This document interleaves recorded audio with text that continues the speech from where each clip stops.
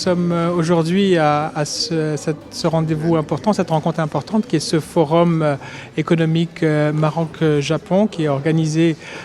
par le secteur public et le secteur privé marocain avec le secteur privé japonais qui réunit un certain nombre d'opérateurs, d'hommes d'affaires du monde économique japonais et marocain. Le Japon est la troisième puissance mondiale et c'est important d'avoir des échanges aussi bien en termes d'échanges commerciaux qu'en termes d'investissement. Et c'est la raison pour laquelle il y a de nombreux échanges entre nos pays pour faire valoir la vision de Sa Majesté le roi Mohammed VI, que Dieu l'assiste, en termes de développement, notamment des investissements, ce qui est salué par l'ensemble des opérateurs japonais.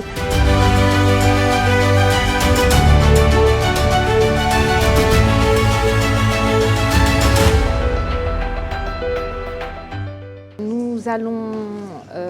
assister aujourd'hui à un événement extrêmement important dans la relation entre le Japon et le Maroc, qui est une relation qui dure depuis déjà des décennies et qui a construit un écosystème extrêmement important puisque le Japon aujourd'hui représente le premier pays en termes d'emploi ou d'employeurs puisqu'il compte à peu près 50 000 emplois au Maroc, ce qui est extrêmement important avec un courant d'affaires de l'ordre à peu près de 830 millions de dollars.